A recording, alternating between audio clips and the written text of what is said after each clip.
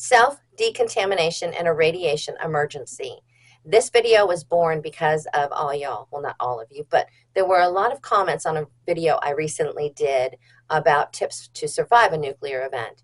First of all, after 7 miles, outside of the 7-mile radius of the nuclear blast itself, you have a strong possibility of survival depending on what your actions are and what you choose to do afterwards. That's number one. Number two, the NIH has studied, and a lot of other people, Nagasaki and Hiroshima, and studied what happened to those people long term. 40% of them were alive 60 years later. So it is possible to survive. Now, what do you do if you are in one of those events and you need to decontaminate yourself? That's what we're going to talk about. Let's get started. Self-decontamination after a radiation emergency, a crucial step for safety.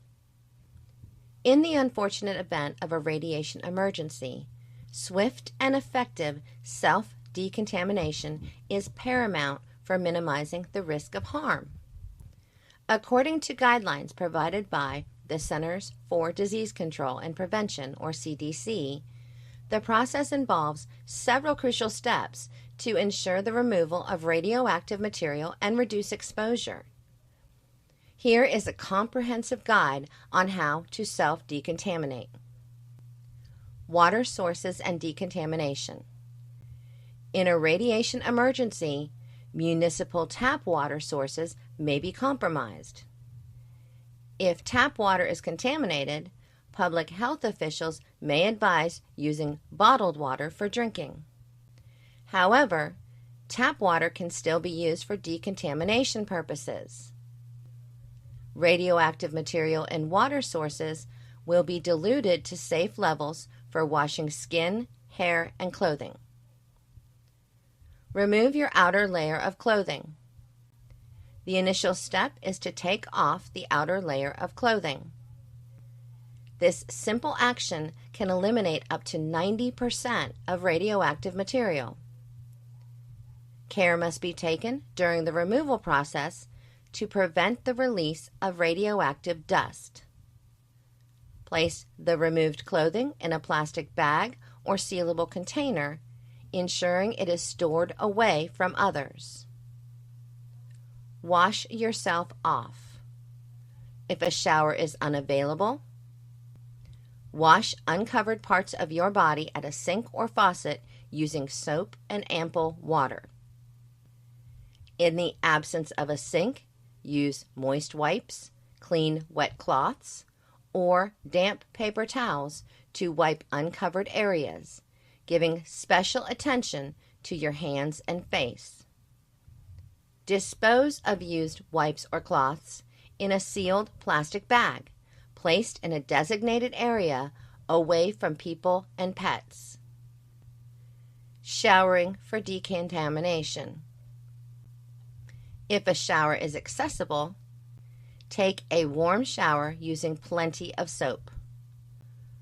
Avoid scalding, scrubbing, or scratching the skin. Wash your hair with shampoo or soap, excluding conditioner, as it may cause radioactive material to adhere to your hair. Keep cuts and abrasions covered during the shower to prevent radioactive material from entering open wounds. Put on clean clothes. Clothes stored away from radioactive material in a closet or drawer are safe to wear. If clean clothes are unavailable, remove the outer layer and brush off the clothes, taking care to cover your nose and mouth, and put them back on. By diligently following these steps, you significantly reduce your exposure to harmful radioactive material, safeguarding your well-being in the aftermath of a radiation emergency. Quick and informed action during self-decontamination plays a crucial role in mitigating potential health risks. There you have it. I think it's pretty straightforward.